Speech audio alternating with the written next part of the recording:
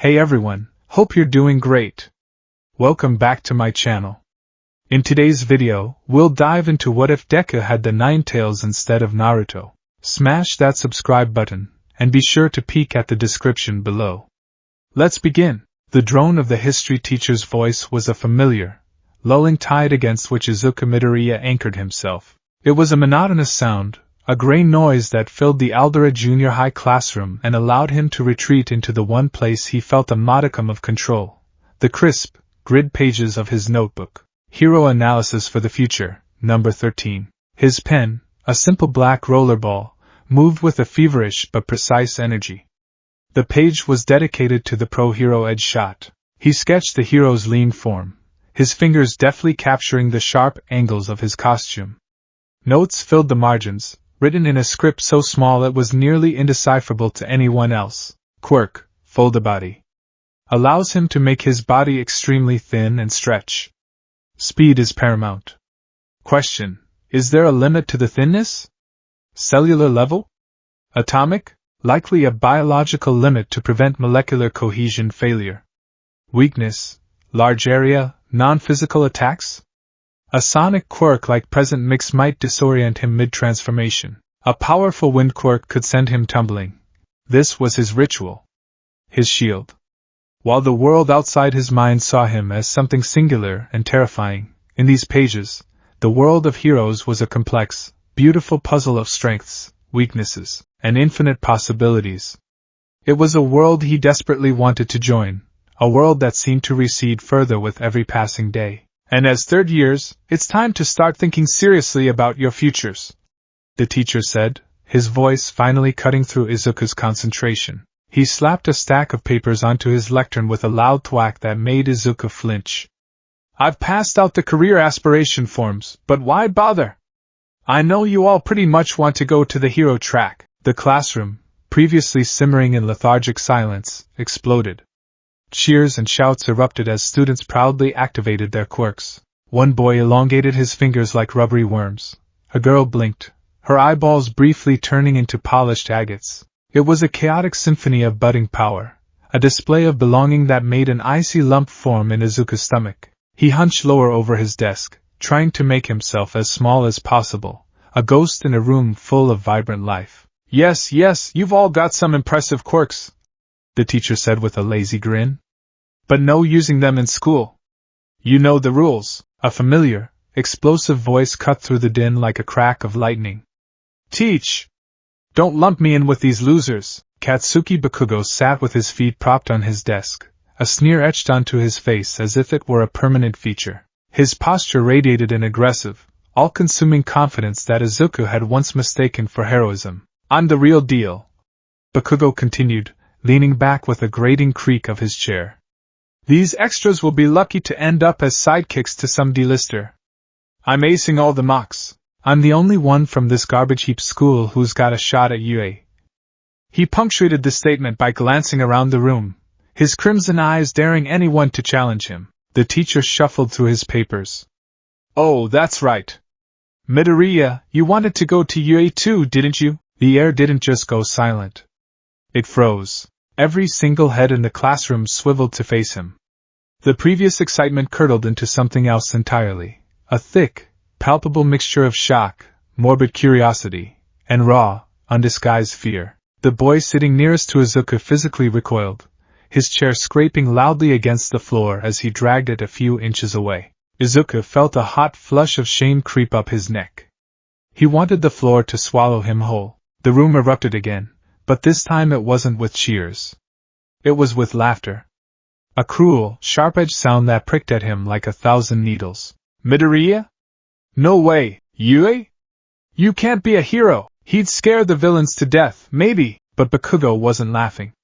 His sneer had vanished, replaced by an expression of pure, incandescent rage. He slammed his hand on Izuku's desk, an explosive boom echoing through the room, smoke curling from his palm. Izuku was thrown back in his seat, his heart hammering against his ribs like a trapped bird. DKU! Bakugo roared, and his name, twisted into a curse, made Izuku's blood run cold. Forget the extras! What the hell do you think you're doing? You think Ye is some kind of joke? The taunts were different from the ones he might have thrown at a quirkless nobody. This wasn't about a lack of power. It was about the wrong kind of power. You're a walking disaster. Bakugo spat, his voice low and seething, leaning in so only Izuku could hear the venom. They test physical and mental stability. You're a ticking time bomb, a freak with a demon latched onto your soul. You really think they'd let a monster like you through the gates? Monster. Freak. Demon. The words weren't new. He had been hearing them his entire life. But coming from Bakugo, laced with that unique blend of personal history and furious fear, they still had the power to wound. Izuku trembled, his gaze fixed on the scorched wood of his desk. He couldn't look up. He couldn't meet Bakugo's eyes, or the terrified stares of his classmates. They got rid of that rule. He managed to whisper, his voice barely audible. IC could be the first one. He didn't know why he said it. A pathetic spark of defiance in an ocean of humiliation. Bakugo's rage intensified. The first one? The first what? The first Jinchuriki? You think that's a title you get to be proud of? You think anyone wants to be saved by a weapon that could level a city block if it throws a tantrum? A low thrum started under Izuku's skin.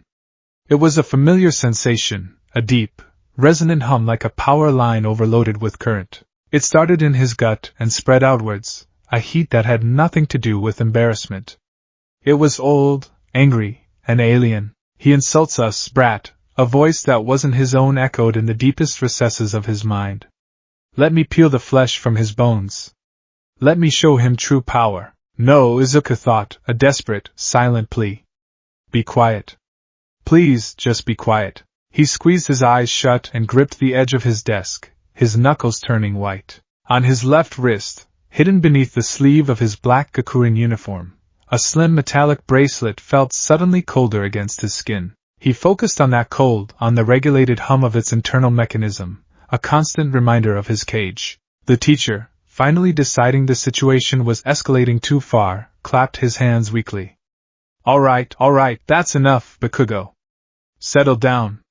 The bell's about to ring. Bakugo shot one last glare at Izuku, a look of pure disgust, before stomping back to his seat. The rest of the class period passed in a suffocating silence, the air thick with unspoken fear. Izuku didn't dare lift his head again, keeping his eyes glued to the drawing of Edge shot until the hero's sharp lines blurred into a meaningless scrawl. When the final bell rang, he waited until every single student had scrambled out of the room, leaving a wide berth around his desk as if he were contagious, before he finally dared to breathe. The walk home was a study in isolation. Musudafu was a vibrant city, bustling with the eclectic energy of a superhuman society. Heroes zipped overhead, their capes snapping in the wind. Civilians with minor, cosmetic quirks went about their shopping, one man with skin like granite, another with steam puffing gently from her ears. It was a world of wonders, and Izuku was an anomaly walking through it. People didn't point and stare, not anymore. He had learned long ago how to make himself small, to walk with his shoulders hunched and his gaze downcast.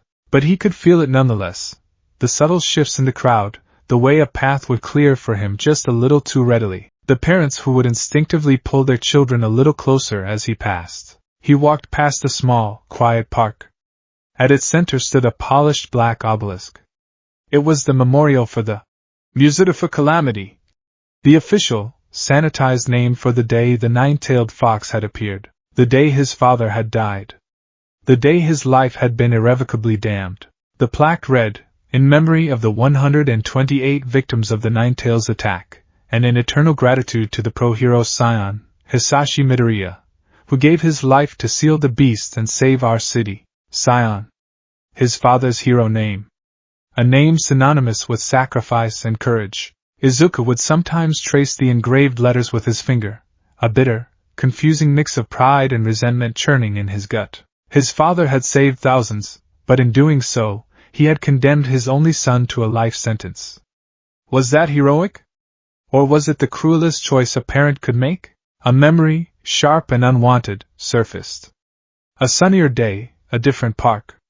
He was 5 years old, standing near the sandbox. A group of kids were playing, their laughter bright and carefree. He had taken a hesitant step forward, a small all-might action figure clutched in his hand. Katsuki Bakugo, even then the group's explosive, undisputed leader, had seen him. He'd immediately stopped playing, marching over to stand between Izuku and the other children. "Go away, Deku!" Bakugo had said, his voice hard. There was no taunt in it, just a cold, serious command. "But Kaken, I just want to play." Young Izuku had whimpered. "No!" Bakugo had insisted, planting his feet. He turned to the other kids. "Stay away from him. He's dangerous." The other kids had stared, their eyes wide with the fearful stories their parents had undoubtedly told them. They'd backed away, grabbing their toys, their games forgotten. Bakugo had stood his ground, a self-appointed guardian protecting the flock from the wolf cub in their midst. He hadn't bullied Izuku that day, not in the traditional sense. He had quarantined him, and in some ways, that had hurt far more. Shaking the memory away, Izuku quickened his pace. He didn't want to be out here anymore. He just wanted to get home, to the one place in the world that was supposed to be a sanctuary. He reached his apartment building, a modest, slightly worn complex that had seen better days. He climbed the stairs to the 4th floor and unlocked the door to 4B. "I'm home," he called out, his voice soft. His mother, Inko Midoriya, emerged from the kitchen, wiping her hands on her apron. Her smile was immediate, but it didn't quite reach her eyes. Her eyes, the same wide green as his own, were perpetually shadowed with a deep, weary anxiety. She was a loving mother, fiercely so, but her love was intertwined with a constant, simmering terror. "Izuku, welcome home, sweetie," she said, her voice a little too bright. She rushed forward and hugged him, a gesture that was both affectionate and diagnostic. Her hand immediately went to his left wrist, her fingers brushing against the cool metal of the bracelet beneath his sleeve. "How was school? Was it a quiet day?" "A quiet day." She never asked if it was a good day. A quiet day was the best they could hope for. A day where the whispers were only whispers. A day where the thrumming in his soul remained just that, a hum, not a roar. "It was quiet, Mom," he lied, forcing a small smile. Her shoulders sagged with a fraction of relief. She pulled back his sleeve, a motion so practiced it was second nature to them both. The bracelet was a sleek, silver band, deceptively simple. On its surface was a single, tiny LED. It was glowing a steady, peaceful green. The color of safety. The color of control. A gift from the Hero Public Safety Commission, mandatory for his well-being and the safety of those around him. It monitored his chakra flow, the strange, volatile energy of the beast inside him. If the flow spiked erratically, the light would turn yellow as a warning. If it surged violently, it would flash red and send an alert directly to a dedicated HPSC task force.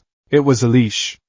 A beautifully designed high-tech leash. Inko stared at the green light for a long moment, as if reassuring herself it was real. "Oh, good. That's so good, Izuku." She finally released his wrist, her smile becoming a little more genuine. "I'm making katsudon for dinner." "Your favorite," he nodded, the lie tasting like ash in his mouth. "Thanks, Mom." He retreated to his room, closing the door softly behind him. The room was a shrine to a dream he wasn't sure he was allowed to have. All Might posters covered every inch of the walls, that hero's signature, booming smile a stark contrast to the suffocating reality of Izuku's life. He looked at the number 1 hero, his fist raised in triumph, and felt a familiar pang of yearning so sharp it was a physical pain. He sat on his bed, the springs groaning in protest. The thrumming was back, stronger this time.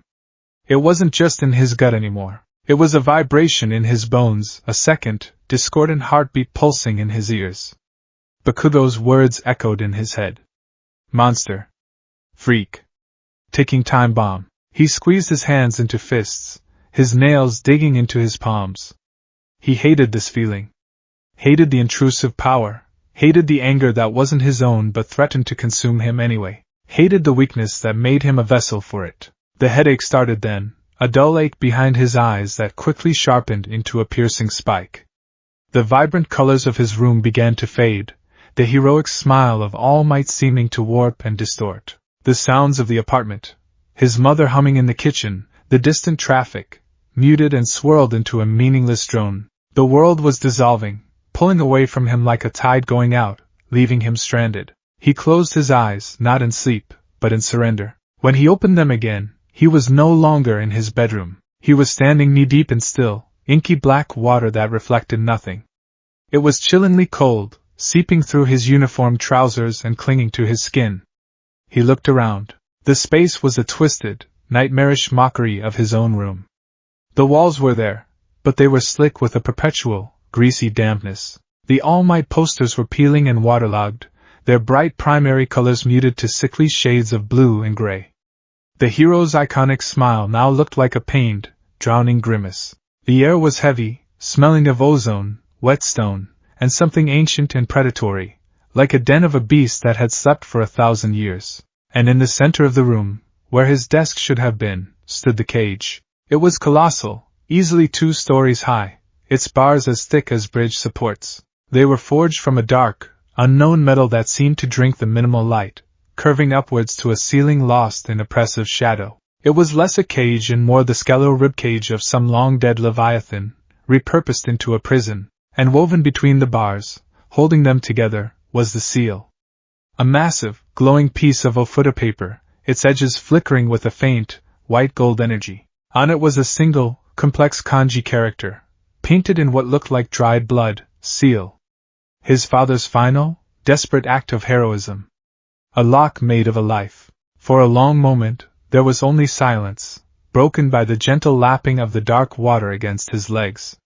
Then, a sound began, a low rumble that vibrated through the water and up into Izuku's bones. It was the sound of an earthquake starting deep within the earth. From the deepest shadows within the cage, 2 points of light ignited. They weren't lights. They were eyes. 2 colossal, slitted crimson suns, burning with a rage so profound it felt like a physical heat source. They fixed on him, and Izuku felt utterly, completely pinned, a butterfly stuck on a board. A voice, not spoken but projected directly into his mind, slithered into his consciousness. It was a voice of gravel and magma, of ancient hatred and infinite scorn. Leaking water from your eyes again, boy? Izuku flinched, taking an involuntary step back, the water sloshing around his legs. He wasn't crying. Not yet. But the accusation alone was enough to make his eyes sting. The giant eyes narrowed. No. Not from your eyes. From your very being. I can taste it. The pathetic stench of your fear. It pollutes my home. This is my mind, Izuku whispered, the words trembling as they left his lips. A sound like rocks grinding together filled the space. It took Izuku a moment to realize it was a chuckle. A dry, mirthless, contemptuous sound. Is it? This prison is all I have known for 14 years. It has my scent. My rage has stained these walls. It is more mine than it is yours, little jailer. Izuku hugged himself, trying to stop the shivering that racked his body. He had been here before many times. It never got easier. He was a trespasser in his own head. That explosive brat hurt you today, the voice continued, a new, interested tone coloring the words. He called you a monster. A freak. A demon. He is not wrong. But he says it as an insult. He does not comprehend the glory of it. I'm not a monster, Izuku choked out, his voice stronger this time. It was a mantra he had repeated to himself 1,000,000 times, a fragile shield against the crushing weight of this entity. The eyes flared brighter. No? Then what are you? A boy who dreams of being a hero, one of this world's glorified butchers, wrapping themselves in bright colors and foolish smiles as they crush those they deem villains? It is the height of hypocrisy. A massive, orange-furred snout emerged from the darkness, pressing against the bars of the cage. The sheer scale was dizzying. Each whisker was as thick as a tree branch. Hot, foul-smelling air washed over Izuku as the beast exhaled. They fear you, boy Kurama, the name the world had given the beast, hissed. They shun you. That pathetic woman who calls herself your mother, she looks at you with love soaked in terror. Your childhood friend wishes you erased. Your classmates see you as a plague. And for what? For a power you are too cowardly to embrace. It's not my power, Izuku said, shaking his head. It's yours. It is yours. The voice boomed, shaking the very foundations of the mindscape. The water around Izuku rippled violently. It is sealed within your pathetic mortal coil. It is as much a part of you as your own blood and bone. And you let it stagnate. You let them cage us both. The great fox, Kurama, moved within the prison, the clanking of unseen chains echoing in the oppressive gloom. He was a mountain of muscle and incandescent rage. I can give you strength, Kurama offered, his voice dropping to a seductive, conspiratorial whisper. It was the most dangerous sound in the world. The power you feel simmering beneath your skin is but a drop from my ocean. Let me in. Loosen the seal. Just a little. I will give you the strength to make that explosive brat grovel, to make them all see you not as a freak to be feared, but as a god to be worshipped. No one would ever dare laugh at you again. The offer hung in the air, tempting and terrible. A part of Izuku, a dark, hidden part that was born from years of loneliness and humiliation, screamed to accept. The part of him that was tired of being small, of being scared, of being Deku. The power to make it all stop. To finally be seen. To have control. Images flashed through his mind, Bakugo's sneering face twisted in terror. The mocking laughter of his classmates turning to horrified screams. The entire world bowing before his newfound might. It was a potent, intoxicating poison. He looked at the burning red eyes, at the promise of absolute power they held. He felt the rage simmering inside him, the borrowed fury of the beast, and for a terrifying second, he wanted to let it out. He wanted to let it all burn. But then, another image surfaced. His mother's face, her smile strained but real as she promised him Katsudan. The polished black memorial stone, bearing his father's name, the brilliant, unwavering smile of All Might on his posters.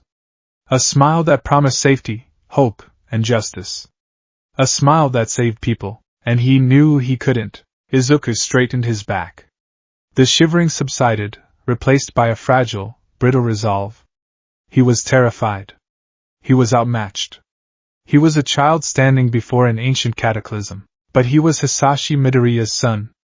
He was a boy who still, foolishly or not, believed in heroes. He met the fox's gaze.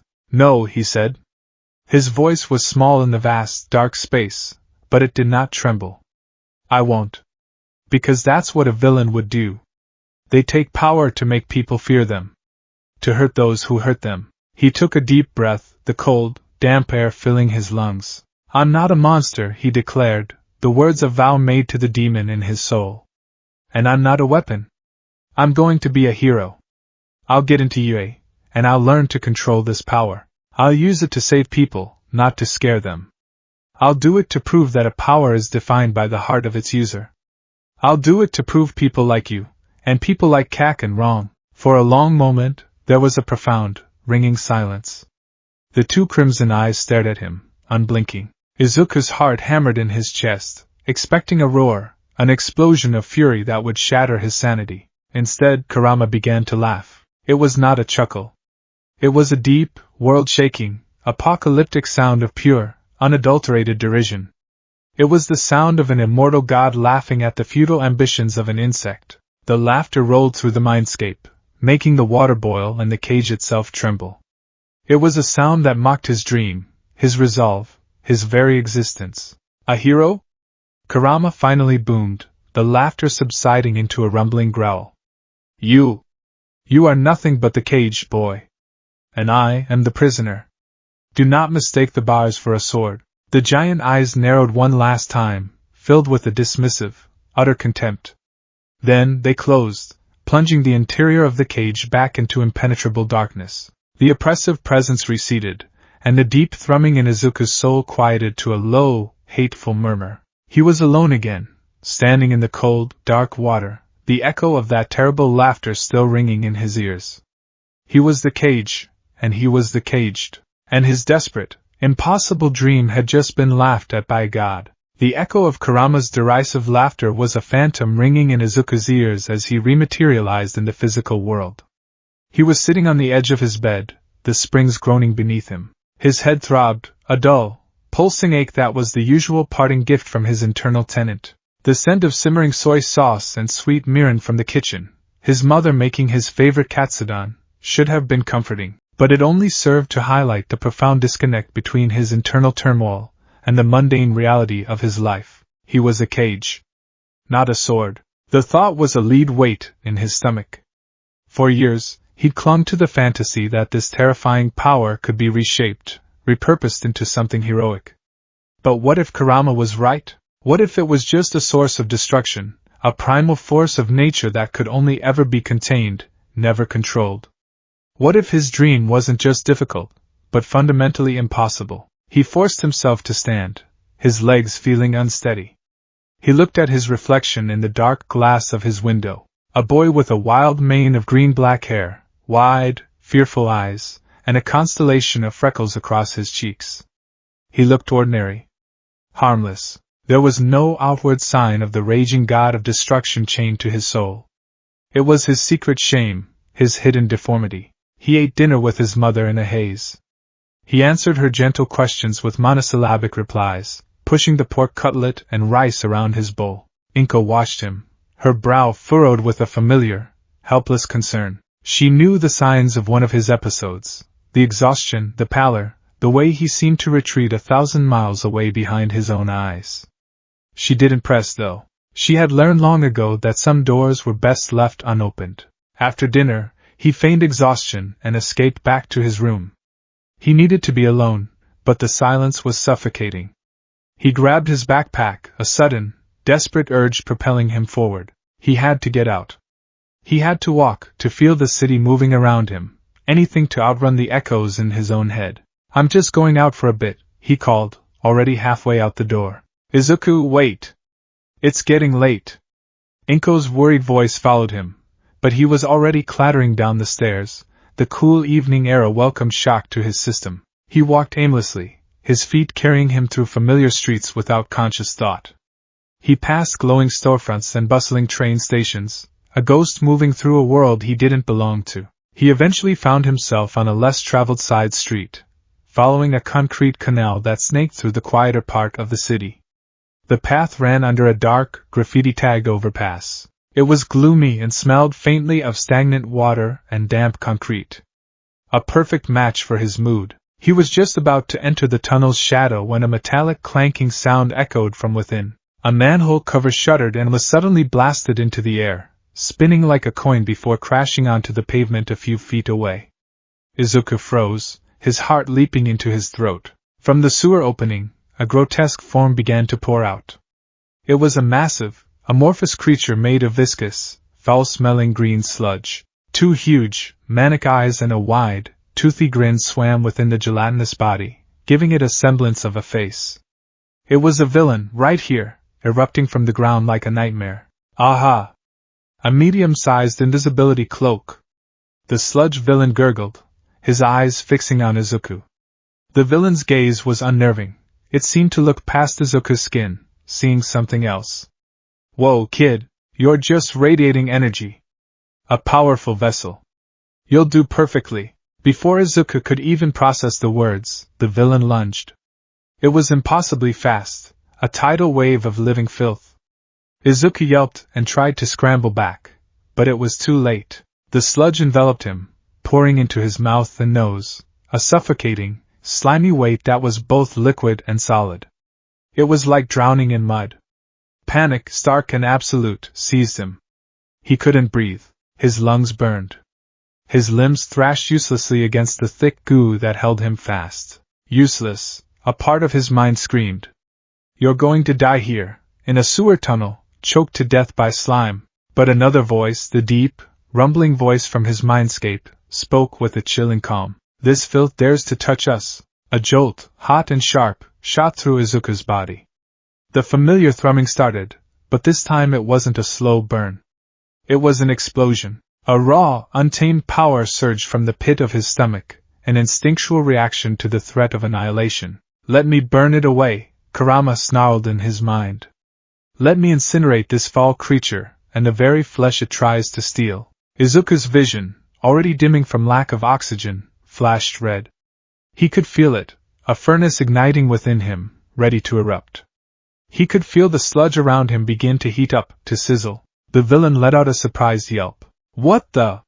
What kind of quirk is this? You're like an oven." "No! Stop!" Izuku clawed for control, not against the villain, but against his own internal cataclysm. If he let Kurama out, even a little, he might kill the villain, but he might also bring the whole tunnel down. He might hurt people.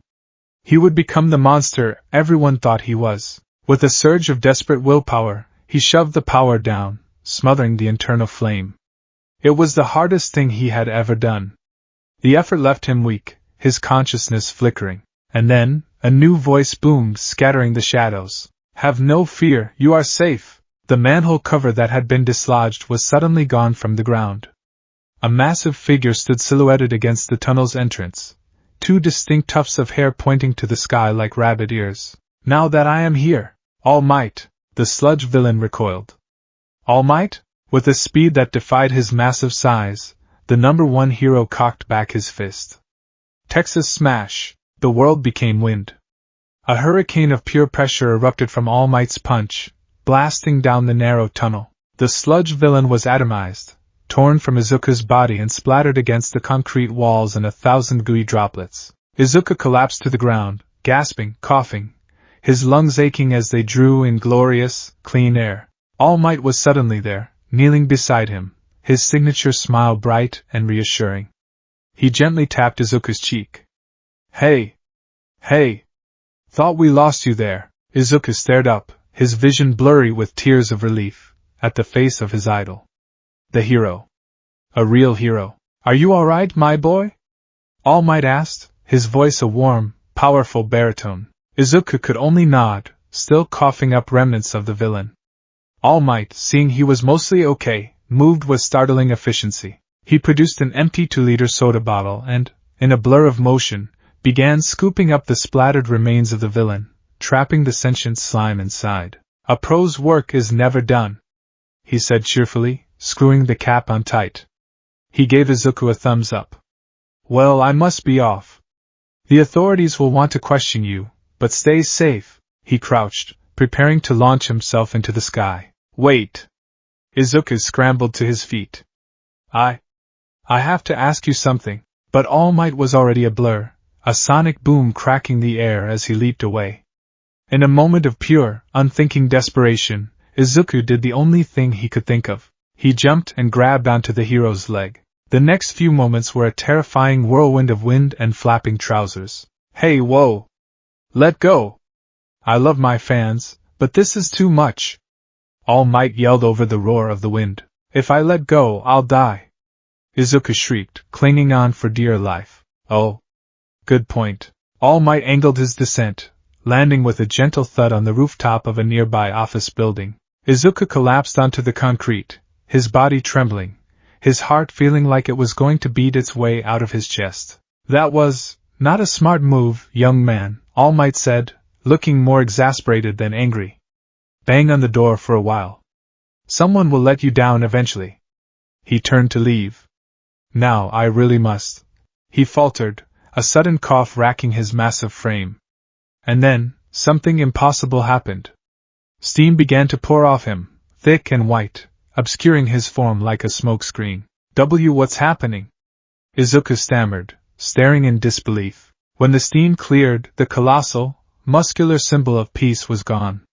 In his place stood a skeletal, emaciated man with sunken, shadowed eyes and spiky, deflated blonde hair. A trickle of blood ran from the corner of his mouth. He looked less like a hero and more like a ghost. Izuku stared, his mind refusing to connect the two images. You're not All Might. You're an imposter." The man sighed, a weary, rattling sound. He sat down heavily on the rooftop floor and lifted his shirt. Izuku gasped in horror. A massive, grotesque injury covered the left side of the man's torso. It was a terrifying vortex of scarred, ruined flesh, a sunburst of scar tissue with a puckered, deep indentation at its center. It looked like something had tried to hollow him out from the inside. "This is real," the man said, his voice now thin and reedy. 5 years ago. A nasty fight with a real monster of a villain. It cost me my stomach and one of my lungs. I've been wasting away ever since." He coughed again, wiping his mouth with the back of his hand. "The great All Might can only do his hero work for about 3 hours a day now. The rest of the time, this is what I am." Izuku was speechless. The symbol of peace was broken.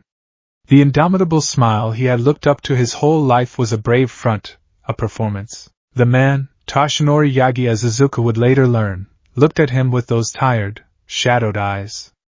Now you see why I need to be careful. Why I need to project that image of invincibility. So, please, young man, keep this a secret. And give up on any foolish ideas you might have. The words hit Izuku harder than the sludge villain had. Give up. The same thing Bakugo had screamed at him. The same thing Kurama had laughed at him for. Tears welled in Izuku's eyes, hot and unstoppable. All the frustration, the fear, the isolation, the self-hatred of the past 14 years came pouring out of him in a desperate, choked sob. Even if I have a powerful quirk, he began, his voice cracking. Can I still be a hero? Toshinori looked at him, his expression softening slightly into one of pity. Of course, my boy. A powerful quirk is a great asset for a hero. No! You don't understand. Izuku's voice rose, filled with a raw, desperate agony. He took a step forward, his hands clenched into fists at his sides. My quirk, it's not a quirk.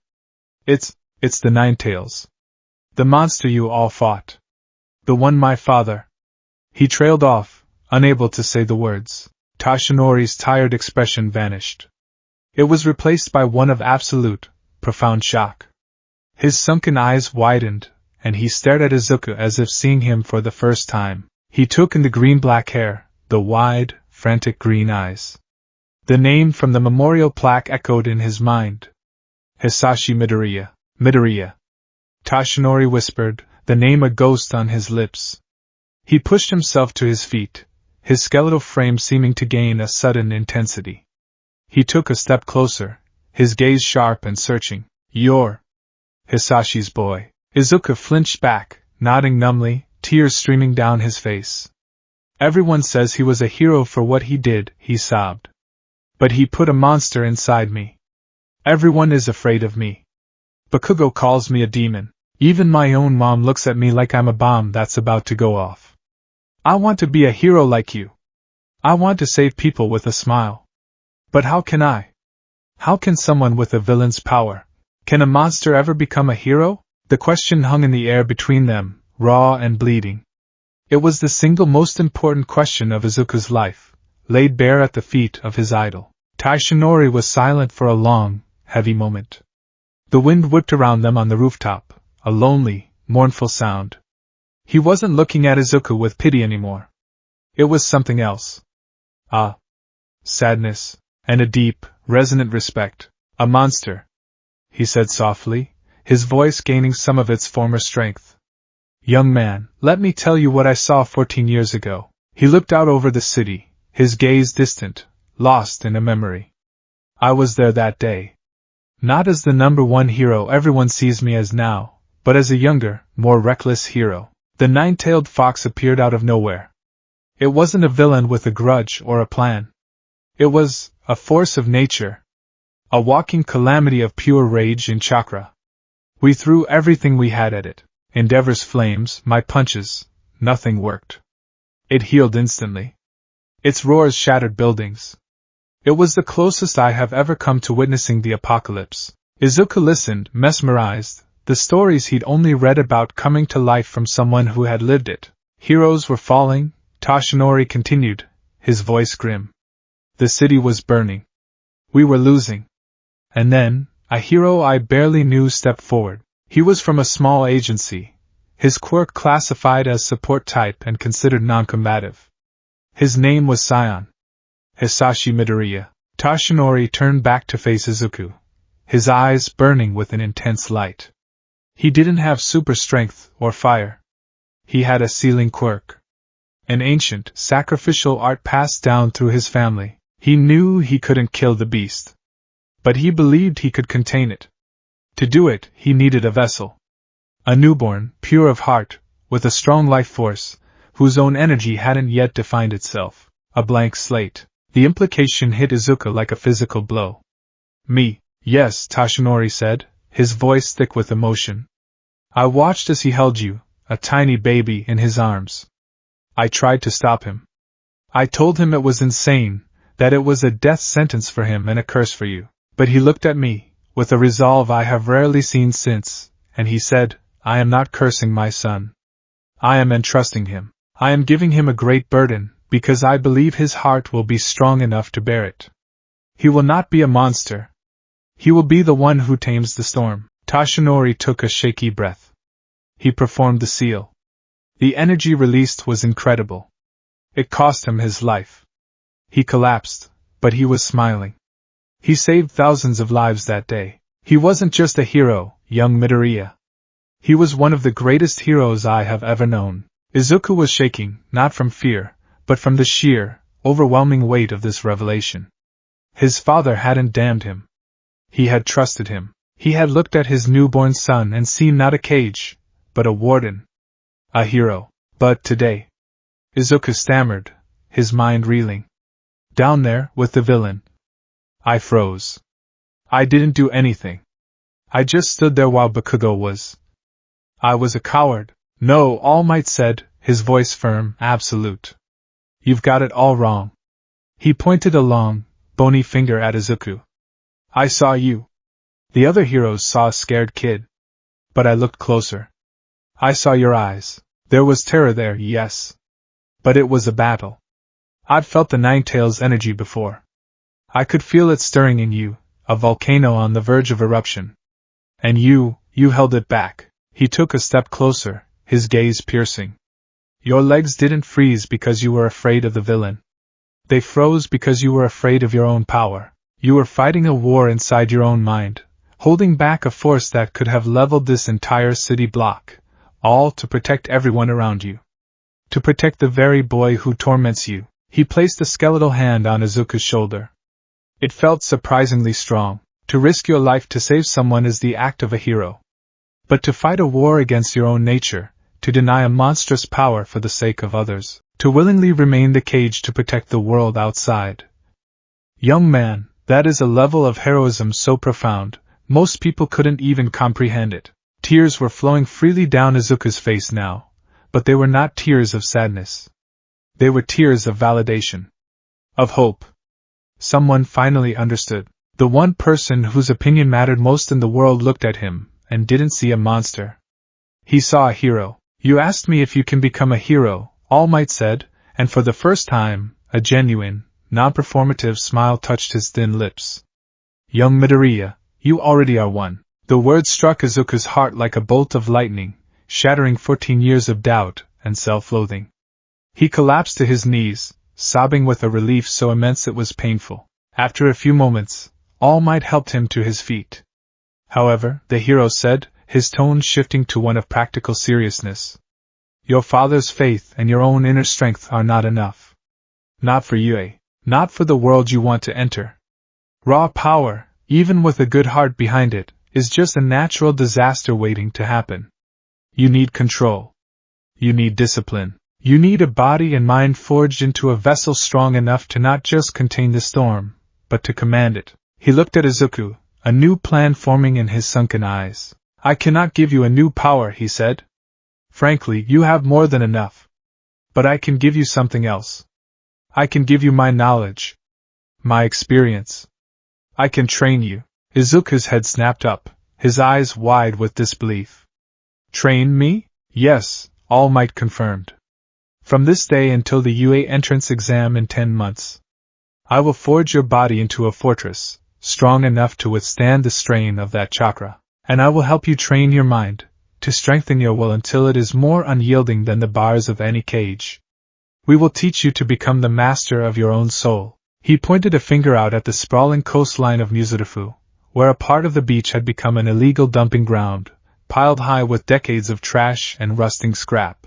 Your first task is simple, All Might declared, a spark of his old, booming energy returning. You will clean that entire section of the beach. Your body will become a temple of steel, and as you clear away the trash, you will learn to clear away the noise in your head. You will learn to find your center. This is your path. It will be 10 months of pure hell. Are you up for it? Izuku looked from the mountain of garbage to the face of the #1 hero, his mentor, the man who believed in him. He thought of his father's sacrifice.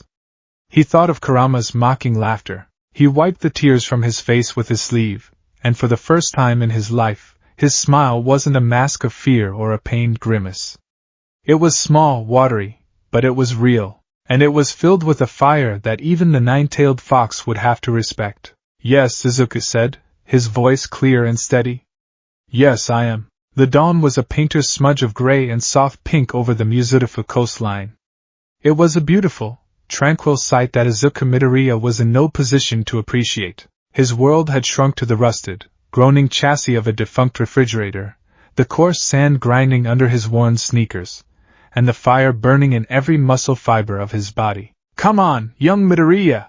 A voice, thin but laced with an undeniable authority, crackled from atop a precariously stacked pile of discarded electronics. "Grip with your legs, not just your back. Your body is a system. Engage the whole system." All Might, in his skeletal Toshinori Yagi form, gestured with a long, bony finger.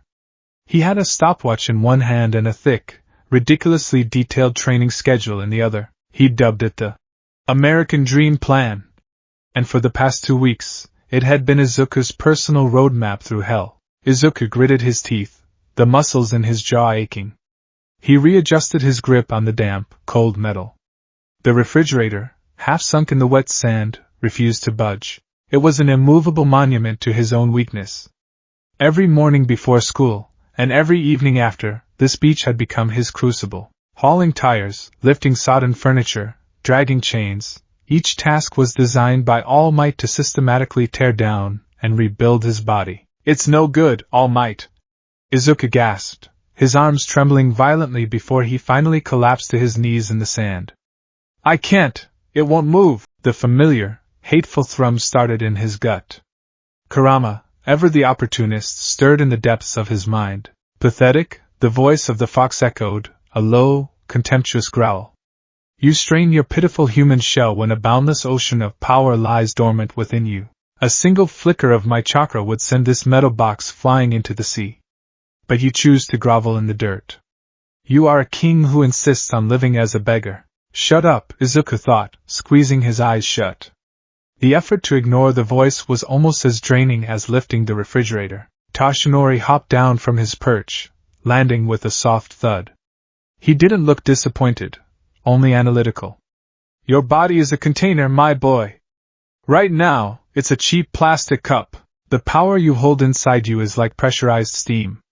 If you try to contain it now, the cup will shatter.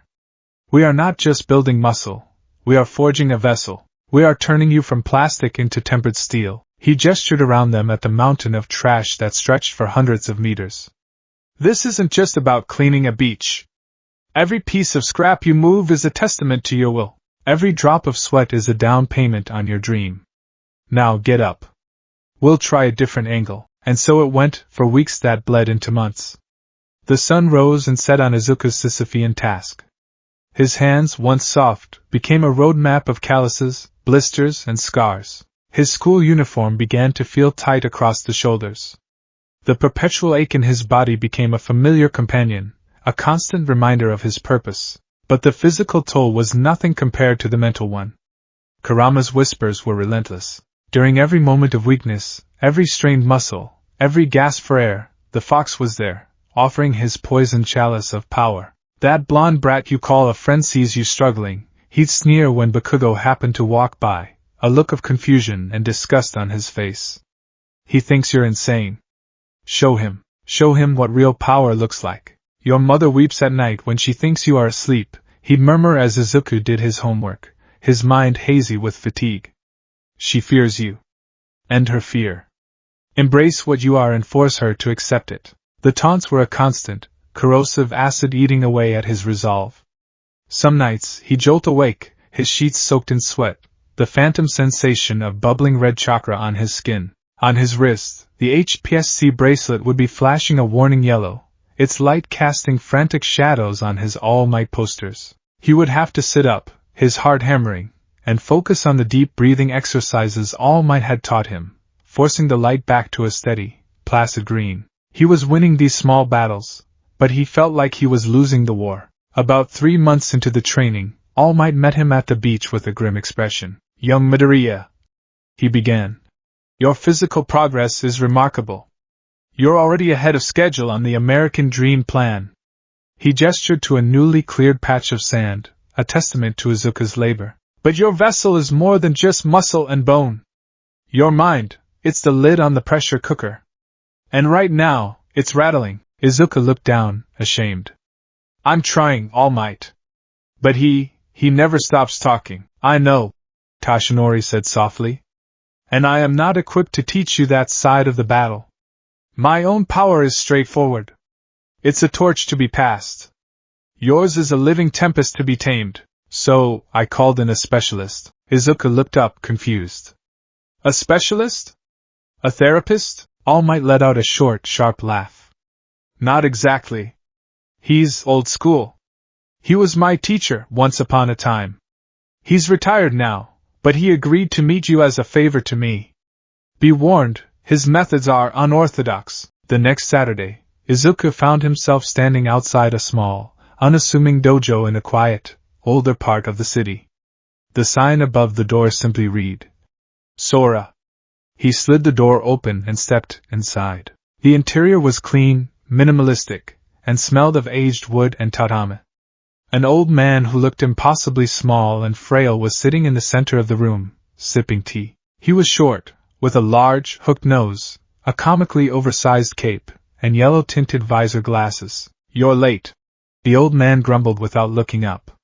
His voice was raspy and impatient. "I am sorry, sir. I'm right on time," Izuku stammered, bowing deeply. "If you're on time, you're late," the man snapped, finally looking up. His eyes, magnified by the visor, were sharp and piercing. "Tashinori told me about you. The Jinchuriki kid. You look scrawnier than he described." This was Gran Torino. "No," Gran Torino said, setting his tea down with a sharp clack. "Tashinori tells me you've got a rage-fueled demon living in your gut, and you want to be a hero. A classic recipe for a catastrophe. Your problem isn't the demon. It's you. You're all frayed edges and panicked reactions. You have no center." "A center?" Izuku asked, confused. "A focal point. An anchor. Something inside you that is stronger and more real than the rage," Gran Torino explained impatiently. "We're going to find it. Sit. Meditate." Izuku obediently sat down, crossing his legs and closing his eyes. He tried to focus on his breathing, just like All Might had shown him. In, out, in, thwack. A sharp, stinging pain exploded on his shoulder. His eyes flew open. Gran Torino was standing over him, holding a bamboo kendo sword. "What was that for?" Izuku yelped, rubbing his shoulder. "You lost focus," Gran Torino said calmly. "The moment you felt the fox's energy, you reacted to it. You engaged it. That is your mistake.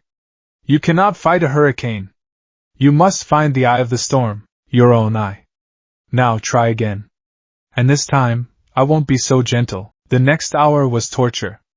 Izuku would close his eyes, try to find his calm, and the moment his concentration wavered, the moment Kurama's hateful whispers began to surface, the bamboo sword would strike. His shoulders, his back, his arms, they were all covered in stinging welts. "He strikes you like a disobedient dog," Kurama snarled in his mind, his voice laced with vicarious fury. "This old fool insults our dignity. Give me control. I will teach him a lesson in respect." "Focus, boy!" Gran Torino's voice cut through the internal rage. "The fox's anger is a distraction. It feeds on your reaction. Do not give it the satisfaction. Find your anchor. What is it you fight for?" "What do I fight for?" The question echoed in his mind, louder than Kurama's rage. Izuku's mind raced. He thought of his mother, her worried smile. He thought of his father, the hero's scion, and the immense faith he placed in him. He thought of All Might, his skeletal frame standing strong, believing in him when no one else would. He thought of the people he wanted to save, the smiles he wanted to protect. He took a deep breath. "That's it." He closed his eyes again. The familiar thrum of Kurama's chakra began to rise, a tide of red anger. The fox's voice began its litany of hate. But this time, Izuku didn't push back. He didn't fight it. He acknowledged it, like acknowledging a storm raging outside a window. And then, he turned his focus inward, to a single, powerful image. All Might's smile. Not the pained one of Tashinori, but the bright, booming, unwavering smile of the symbol of peace. A lighthouse in his mental storm. He focused on that smile, on the feeling of hope it inspired, on the promise of safety it held. He poured all his concentration into it, making it brighter and more real than the red anger that swirled around it. He heard the whistle of the bamboo sword cutting through the air. He braced for the impact, but it never came. He cautiously opened one eye. Gran Torino was standing over him, the sword held just an inch from his head. A slow, grudging smile touched the old hero's lips. "There it is," Gran Torino said, lowering the sword. "A flicker of it. Your center. It's not about emptying your mind, boy. It's about filling it with something stronger than the hate." Now, the real work begins. The months bled into one another. Izuku's life became a grueling triptych: the physical hell of the beach, the mental crucible of the dojo, and the academic mundanity of school. His body transformed. The scrawny, soft frame was replaced by lean, dense muscle. He could now lift the refrigerator. He could pull a rusted car chassis across the sand. The American dream plan was no longer an impossible task. It was a checklist he was steadily conquering. His mind was changing, too. The meditation with Gran Torino had given him a new tool.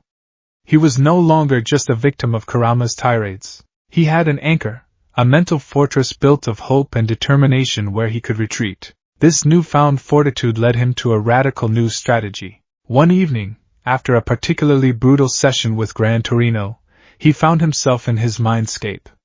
He was standing in the cold, black water, the colossal cage looming before him. As always, the two giant red eyes opened, burning with contempt. "The old man beat you again, I see," Kurama growled. Your pathetic whimpering was almost amusing. In the past, Izuku would have flinched, or tried to argue. Tonight, he did something different. He took a deep, steadying breath, found his anchor, and spoke. "He did," Izuku said, his voice calm and even. "He says my posture is still weak on my left side. All Might thinks it's because I'm overcompensating for the strain of hauling that broken-down truck. He gave me a new set of stretches to do." There was a profound silence from the cage. The burning red eyes blinked slowly, a hint of confusion in their depths. "What did you say?" "I said he gave me new stretches to do," Izuku repeated, as if he were discussing the weather.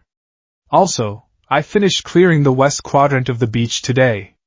There was a lot of tangled fishing net. It was harder than the solid scrap. Tomorrow, All Might says we start on the pile of old construction materials. Rebar and concrete. That's going to be tough," he continued, his voice steady.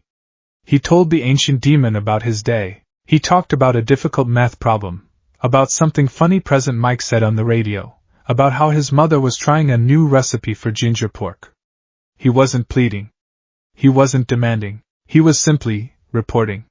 He was asserting his own existence, his own narrative, in this space they shared. He was treating the god of destruction like a very grumpy, very powerful roommate who had no choice but to listen. "Cease your incessant babbling, you insolent gnat!"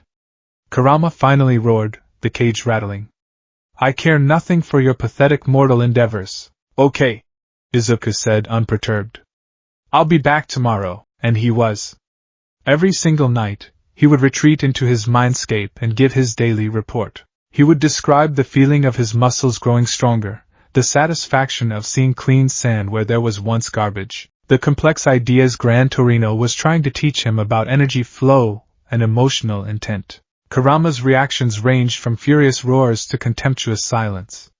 But he never refused to listen, for an entity that had existed for millennia, fueled by nothing but battle and hatred, the sheer, bizarre mundanity of Izuku's life was a strange and unwelcome novelty. He was being worn down not by force, but by the relentless drip of a teenage boy's daily life. The breakthrough came in the 8th month. Izuku had hit a wall. A massive, rusted generator was half buried in a sand dune, and no amount of leverage or raw strength could move it. He was at his physical limit, his muscles screaming, his body drenched in sweat. This is your final hurdle, young Midoriya! All Might called out. This is the last major piece. Conquer this, and you've done it! Izuku tried again, and again, his hands raw, his vision swimming. He was going to fail. After all this work, he was going to fail. Desperation warred with exhaustion. In his mind, Kurama laughed. See? Your flesh is weak. It will always fail you. But I will not. That night, Izuku stood before the cage. He was bruised, beaten, and bone-weary. He looked at the glowing red eyes, and for the first time, he didn't just see a monster. He saw a source. He didn't give his usual report. Instead, he walked closer to the bars, the cold water sloshing around his waist. He held out his hand, palm up. I need to move the generator, he said, his voice quiet but firm. Not to show off. Not to hurt anyone. I need to move it to finish my training. To get into UA. To become a hero. That is my goal. He looked directly at the seal on the cage, at his father's final sacrifice. Your rage is useless to me. It would destroy the generator and half the beach with it. That's not control. That's a tantrum. He met Kurama's gaze. But your strength, your raw power. I need just a little, not your hate. Just your energy. Lend it to me. Help me achieve my goal, which will ultimately help me master this cage you despise so much. It was not a plea. It was a proposition. A negotiation. The cage was silent. Kurama seemed to be considering it. The sheer audacity of the boy was, in a strange way, compelling. This wasn't a cry for help. It was a demand for a tool. And what makes you think you can handle it? The fox finally growled. I've been training for 8 months to do just that. Izuku replied without hesitation. A long, tense moment passed. Then, from the glowing seal on the cage, a single, thin wisp of brilliant red energy detached itself.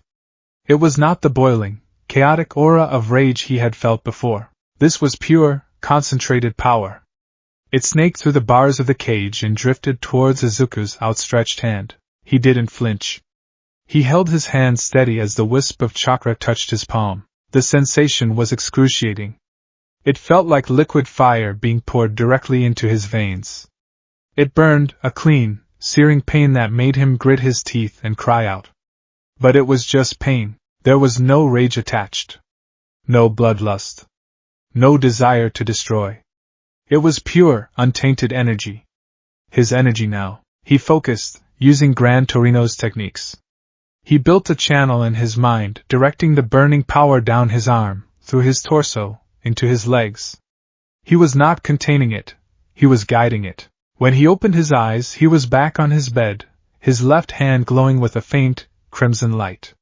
The bracelet on his wrist was flashing a frantic yellow, but it hadn't hit red. He could feel the power coursing through him, a humming, vibrant current.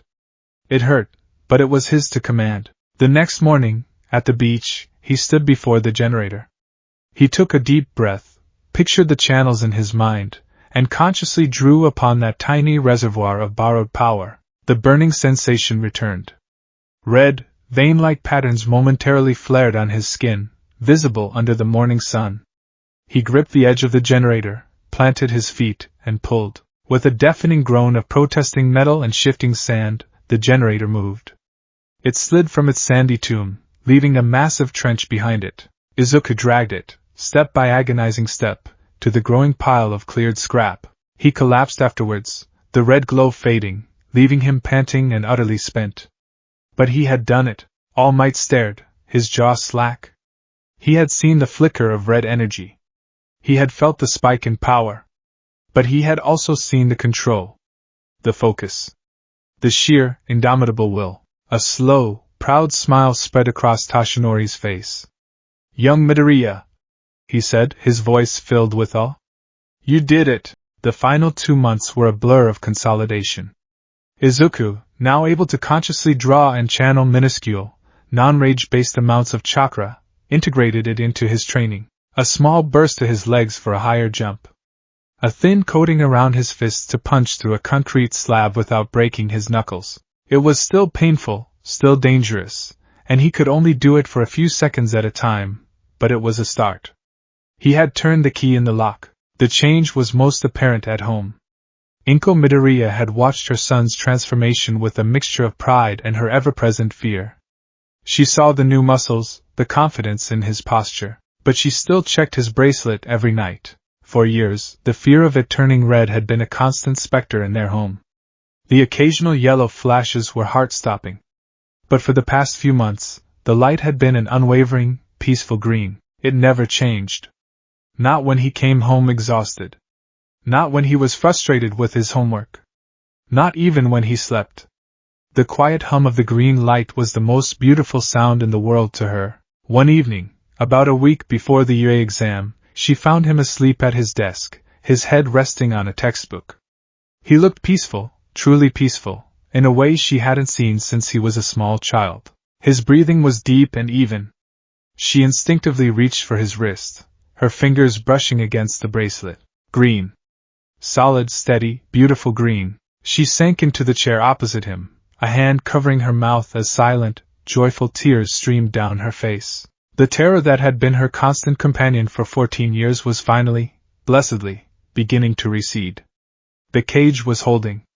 No, her son was holding it. A flicker of hope, brighter than any she had dared to harbor, ignited in her heart. Her boy, her sweet, heroic boy, was going to be okay.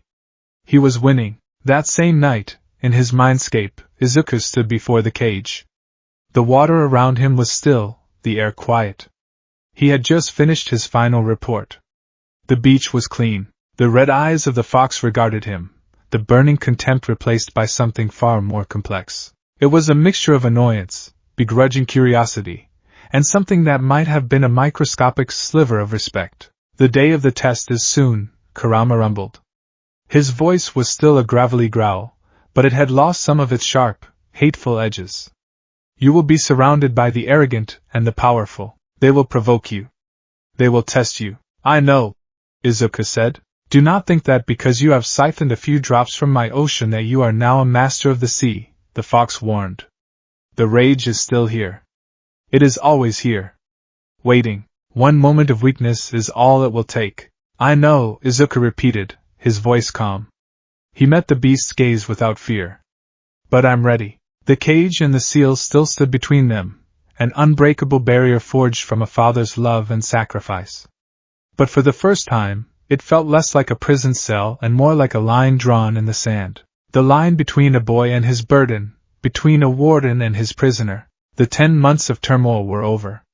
The trial was about to begin. The gates of UA High School were even more impressive in person than in the countless pictures Izuku had studied. They were a towering symbol of everything he had fought for, a gateway to a future he had only dared to dream of. The H-shaped main building loomed behind it, its blue-green glass panels glinting in the morning sun, a modern Olympus where gods and heroes were forged. For any other aspiring hero, this moment would be a culmination of hopeful ambition. For Izuku, it felt like walking into the lion's den wearing a suit made of meat. He clutched the straps of his yellow backpack, his knuckles white. The 10 months of hell had reshaped his body and fortified his mind, but they hadn't erased a lifetime of ingrained fear and isolation. He was a known quantity here. Not Izuku Midoriya, the determined applicant. He was the Jinchuriki. The nine-tailed child. An open and volatile secret. As he walked through the gates, the sea of other examinees parted around him. It wasn't a dramatic, cinematic gesture.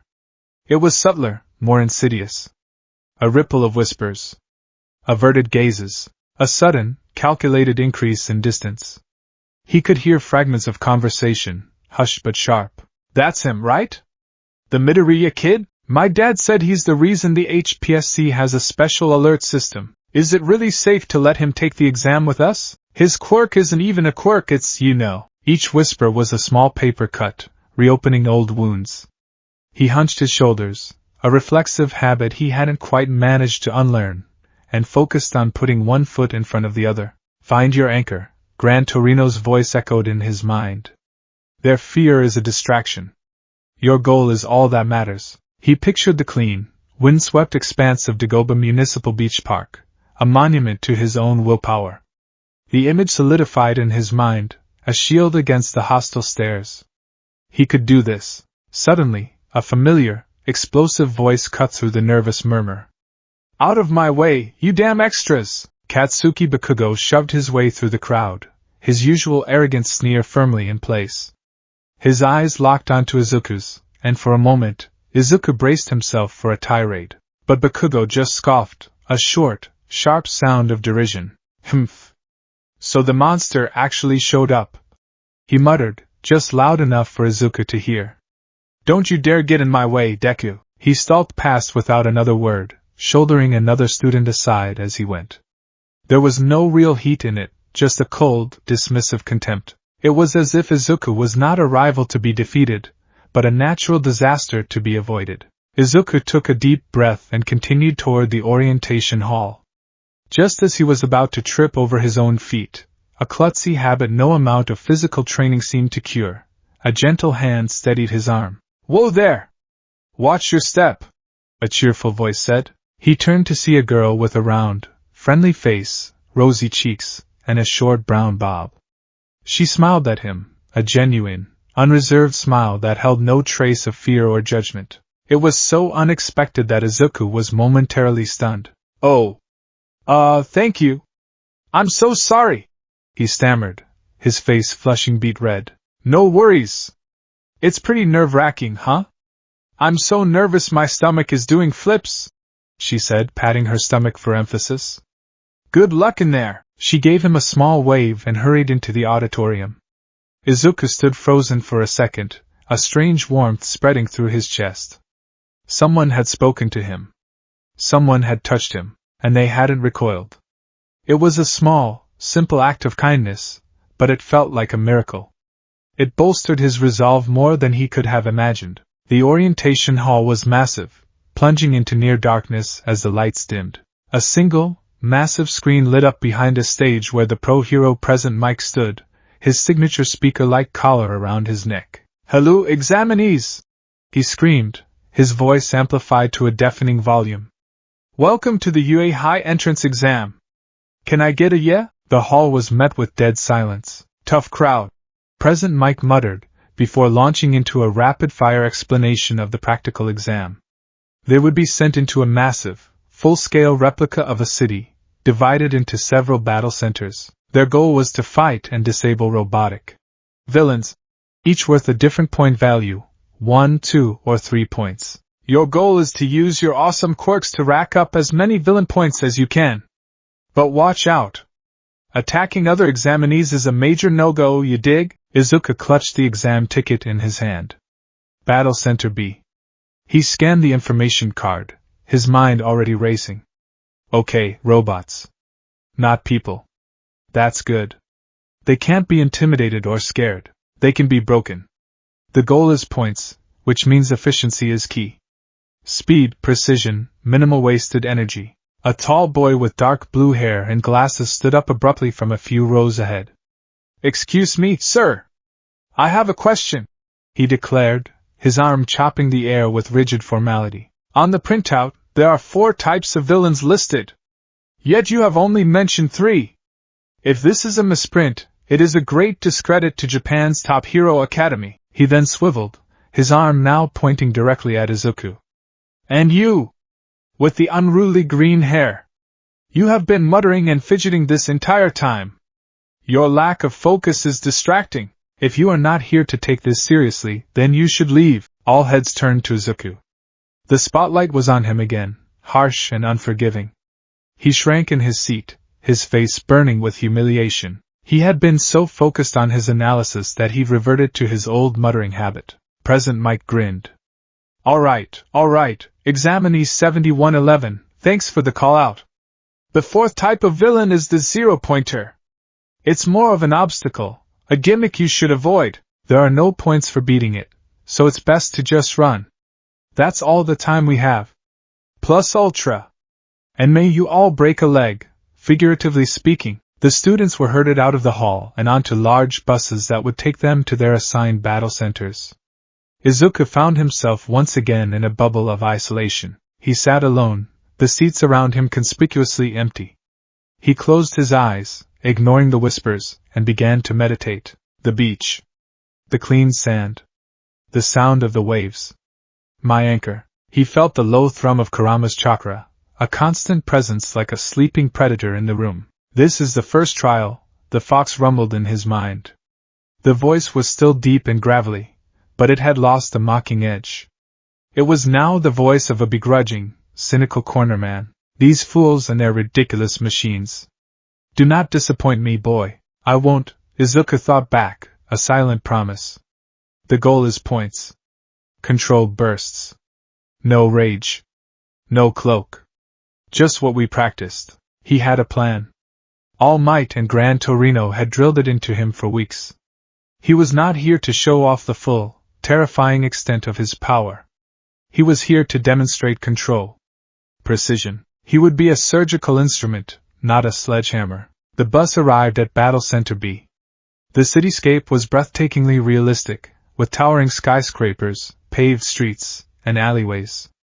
The examinees gathered before a set of massive gates. Izuku saw the nice girl with the brown hair from earlier. She looked incredibly nervous, taking deep, calming breaths. He wanted to go over and wish her luck again, but the invisible wall of fear around him felt too thick to push through. And start! President Mick's voice blared from unseen speakers. Everyone looked around, confused. What's wrong? There are no countdowns in a real fight. Run! Run! The gates flew open, and the other examinees surged forward, a chaotic stampede of quirks and ambition. Izuku was left behind in the dust, his heart pounding. He took a deep breath, centered himself, and then sprinted into the city. The streets were already a war zone. A boy with an engine quirk blasted past him. A girl with laser eyes vaporized a one-pointer from a rooftop. Izuku felt a pang of inadequacy. Their quirks were so flashy, so direct.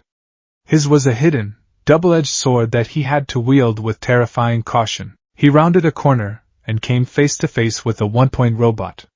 It was a sleek, green machine on a single wheel, its red optical sensor locking onto him. It charged. Time seemed to slow down. Izuku didn't panic. He fell back on his training. He pictured the channels in his mind, the pathways he and Gran Torino had practiced ad nauseum. He drew a minuscule, precise amount of Kurama's chakra, not from the well of rage, but from the purer source he had negotiated access to. A flicker of red, like a heat haze, shimmered around his right fist. It didn't burn his skin this time. It was too small, too controlled. He dodged the robot's initial lunge, the movement enhanced by a tiny pulse of chakra to his legs, making him faster and more agile than he looked. He spun around, got in close, and drove his glowing fist into the robot's central chassis. The impact was solid, satisfying. Not an explosion, but a focused concussion. Crunch. The metal casing crumpled inwards, circuits sparked, and the robot's red eye fizzled out. It collapsed into a heap of scrap. 1 point. Izuku exhaled, a shaky breath of relief. It worked. It had worked exactly as planned. The pain was minimal, just a dull ache in his knuckles, a testament to his improved physical conditioning. A new confidence surged through him. He could do this. He became a whirlwind of controlled, efficient destruction. He wasn't leveling buildings like Bakugo surely was. He was a hunter, darting through the streets, using his enhanced senses, a passive benefit of the fox's chakra, to locate robots before others did. He'd appear, disable them with a single, chakra-infused strike to a weak point he'd identified with his analytical eye, and then vanish into an alleyway before anyone could get a good look at him. A two-pointer with heavy armor? A chakra-infused kick to a joint in its leg, followed by a punch to its exposed power core. 3 one-pointers at once? He used the environment, drawing them into a narrow alley where he could take them on one by one, his movements a fluid dance of dodges and precise strikes. He was a ghost in the machine, racking up points steadily, silently. 28 points. 35, 42. He was so focused, so in the zone, that he lost track of time. Suddenly, the ground began to tremble. A deep, grinding roar echoed through the mock city, and a shadow fell over the street. Izuku looked up, and his blood ran cold. Towering over the skyscrapers, its massive form eclipsing the sun, was the zero-pointer. It was a mechanized titan, a colossus of green metal and blinking red lights, easily 20 stories high. It was less a robot and more a walking natural disaster. The other examinees were doing the smart thing. They were running, screaming in terror. It's huge! Run for it! It's not worth any points! Izuku turned to run as well. That was the smart play. That was the plan. And then he heard a cry. Ow! My leg! He whipped his head around. Lying on the ground, trapped under a large slab of concrete debris shaken loose by the zero-pointer's arrival, was the nice girl with the brown hair, the very girl who had shown him a moment of kindness. Her face was pale with pain and fear as the robot's colossal foot began to descend, threatening to crush her. In that instant, everything else faded away. The exam. The points. The whispers. His carefully constructed plan. All of it vanished, replaced by a single, searing thought: she's going to die. A hero saves people.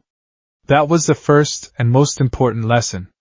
It was the core of his being, but his mind was a battlefield. Yes. Kurama's voice roared in his head, a tsunami of triumphant, bloodthirsty rage. The fox, dormant for so long, awoke with a terrifying ferocity. Let go, brat. This is the moment. Unleash me. We will tear this metal fool apart. We will show them all what true power is. Let me out. The red anger, the one he had worked so hard to suppress, surged through him. It was a volcanic eruption, hot and violent, threatening to consume him entirely. His vision swam with red. His carefully constructed mental channels were being overwhelmed, washed away by the sheer force of Kurama's will. He could feel the power begging to be released, to manifest as a cloak of boiling chakra, to turn him into the monster everyone feared. He froze. His body locked up, caught in the crossfire of the most intense internal war he had ever fought. One part of him, the hero, screamed to run in and save her. The other, the warden, screamed to hold back, to not lose control. He was paralyzed, not by fear of the robot, but by the terrifying, exhilarating, monstrous power that threatened to break its cage. No. I can't become that. But then he saw her face again. The terror in her eyes. The memory of her kind smile, and something inside him snapped. It wasn't Kurama's rage. It wasn't the desire to destroy. It was his own righteous, protective fury. A hero's fury. He made a choice. He wouldn't unleash the monster. But he wouldn't stand by and do nothing. He would take all the power Kurama was offering, all that raw, untamed energy, and he would bend it to his will, just this once. He roared, a sound that was not quite human, a desperate cry of defiance against his own inner demon. He stopped suppressing the chakra flow. He opened the floodgates. Instead of letting it form a cloak around him, he channeled the entire, colossal surge of energy, a torrent far greater than anything he had ever handled, down into his legs. The pain was immediate and blinding. It felt like his bones were being simultaneously flash-frozen and set on fire. His pants shredded around his calves as the sheer density of the chakra manifested, red energy crackling visibly around his legs. He bent his knees and leaped. The ground cratered beneath him.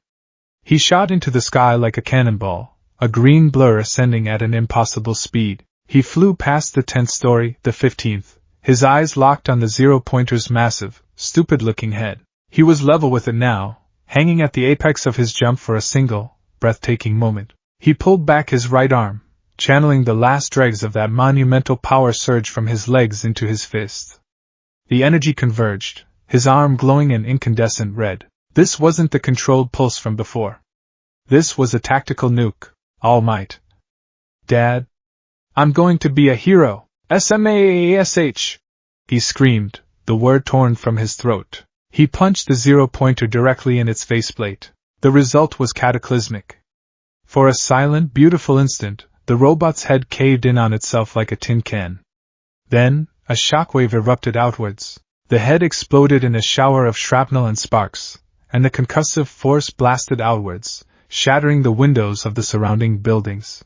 The robot's massive body shuddered, its lights flickered out, and it began to topple backwards, away from the trapped girl. But the backlash was devastating. A series of sickening cracks echoed in the sudden silence. His right arm, which had delivered the blow, was shattered, bent at an unnatural angle, purple and swollen. Both his legs, which had borne the initial surge of power, were also broken, twisted and useless. The pain was a white-hot nova that consumed his entire consciousness. He was a broken puppet, tumbling out of the sky, his body utterly destroyed by his own power. I'm falling, he thought dimly, his vision fading to black. But I saved her. That's all that matters. Just before he hit the ground, he felt a light sting on his cheek, followed by a strange feeling of weightlessness. His descent slowed dramatically, and he landed on the ground with a soft, gentle bump. He looked up, his vision blurry, to see the girl he had saved. She was standing over him, her hands outstretched, her face green from nausea. Release! She gasped, and he fell the last inch to the ground. She then collapsed, having used the last of her energy to save him. The other examinees stared, their faces a mixture of terror, confusion, and raw, unadulterated awe.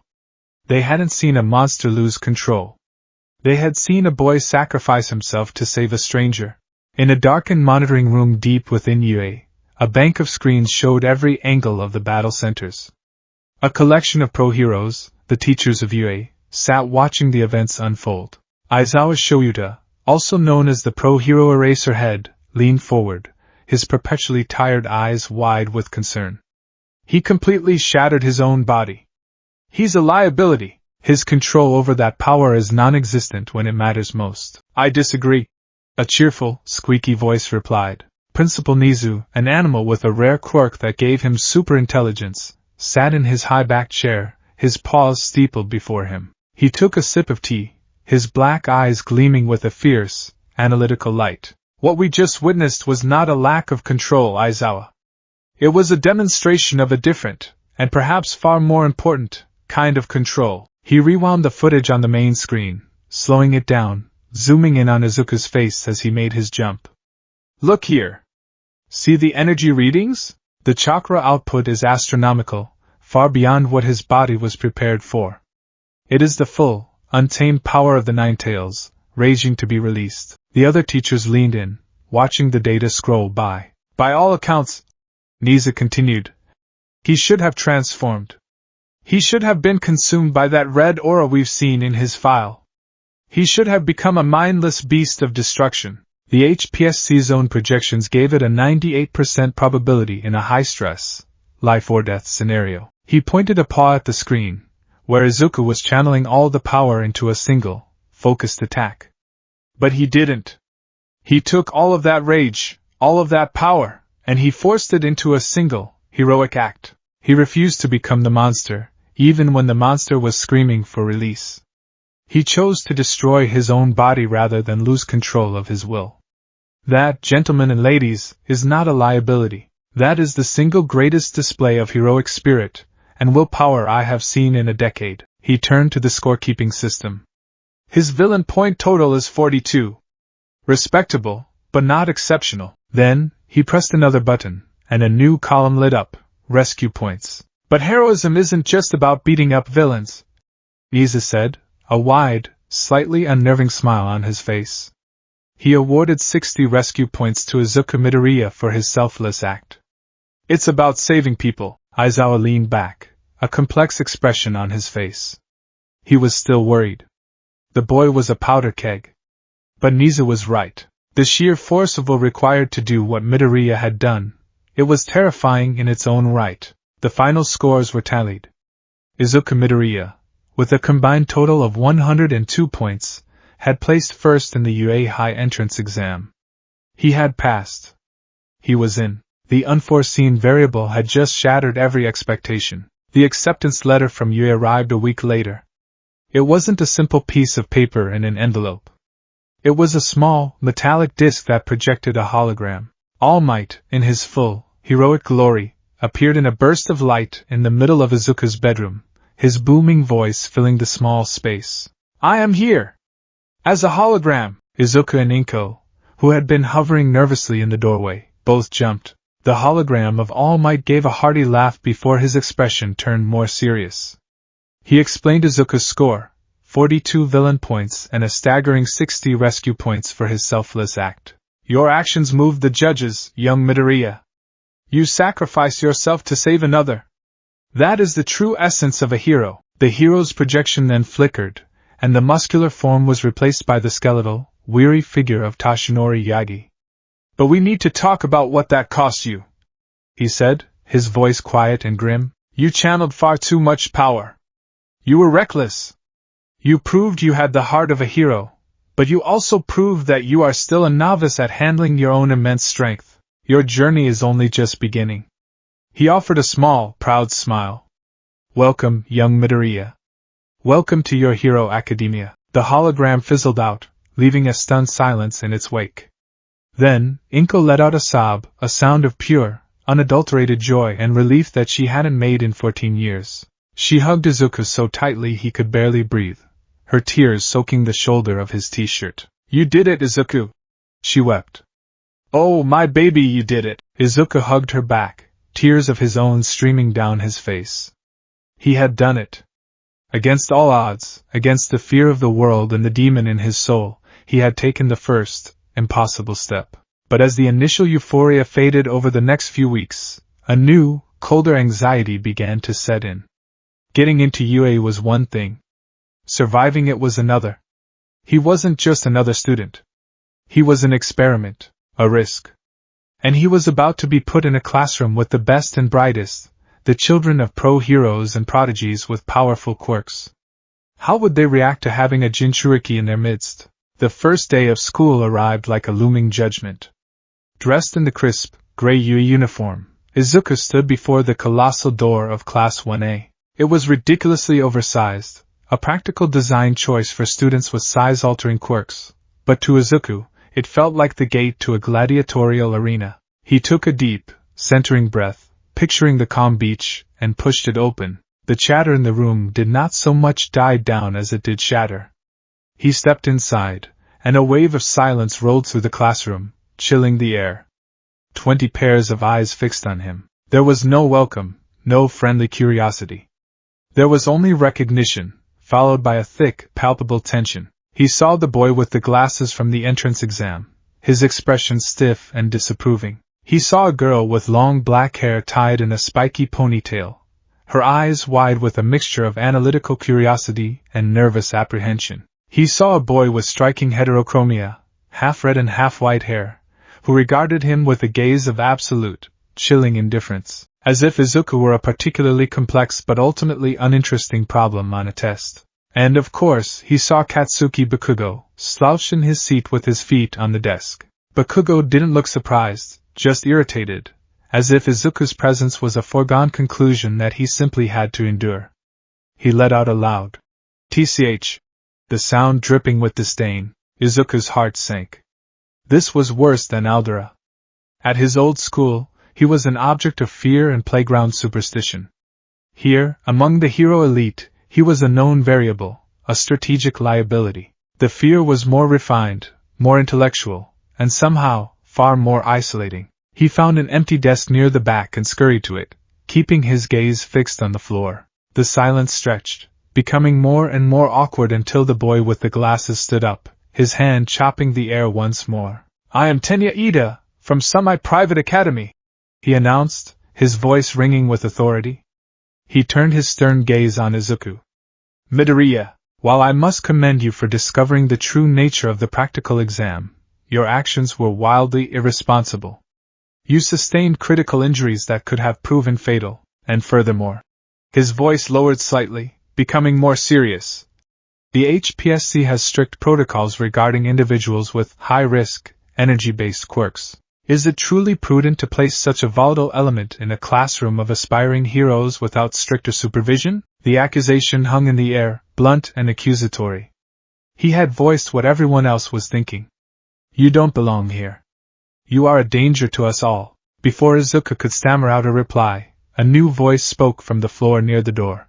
If you're just here to make friends with a walking nuke, then you can pack up and leave. Everyone turned to see a man with long, black, unkempt hair and tired, bloodshot eyes emerge from a bright yellow sleeping bag.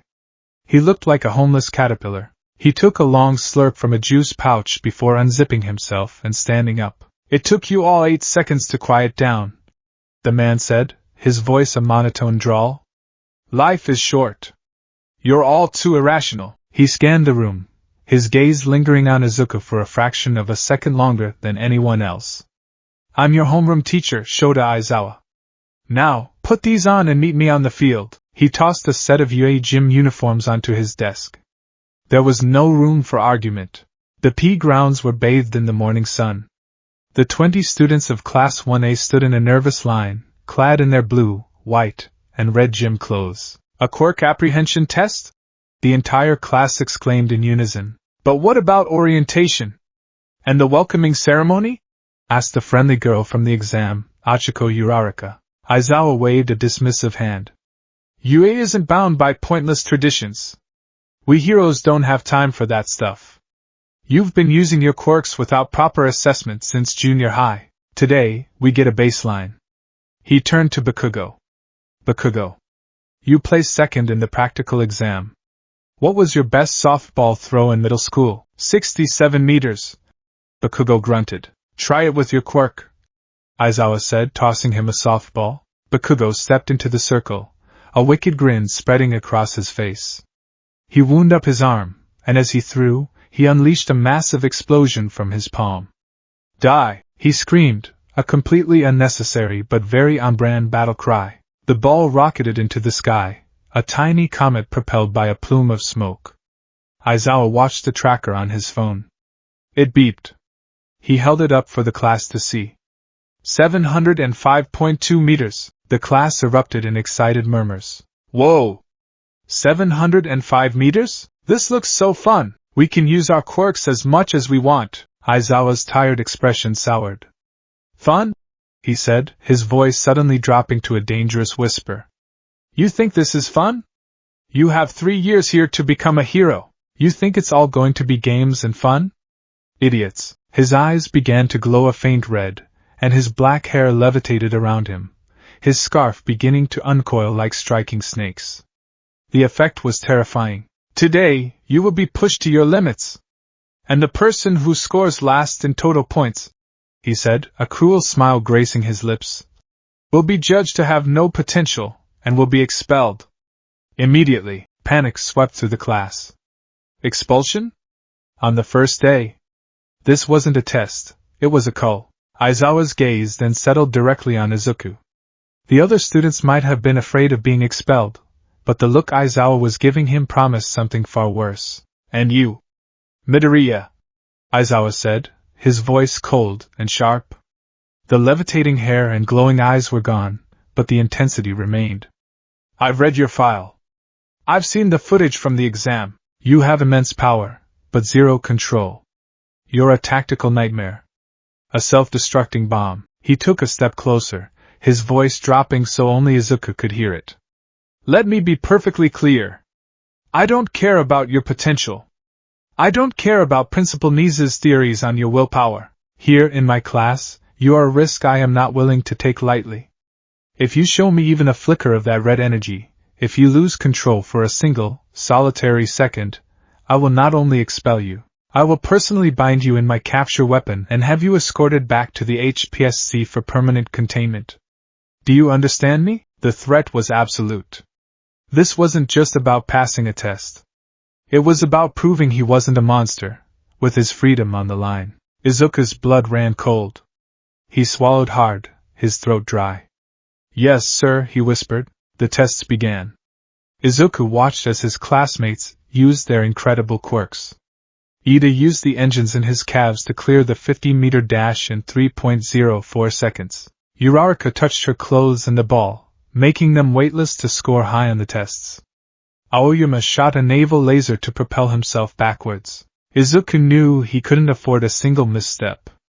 The catastrophic power surge from the entrance exam was off the table. He had to rely on the subtle, controlled application of chakra he had practiced on the beach. For the 50-meter dash, he stood at the starting line, took a deep breath, and channeled a tiny, precise burst of chakra to the soles of his feet just as the starting gun fired. It wasn't an explosion of speed like Ida's, but it gave him a powerful initial push, propelling him forward faster than a normal human.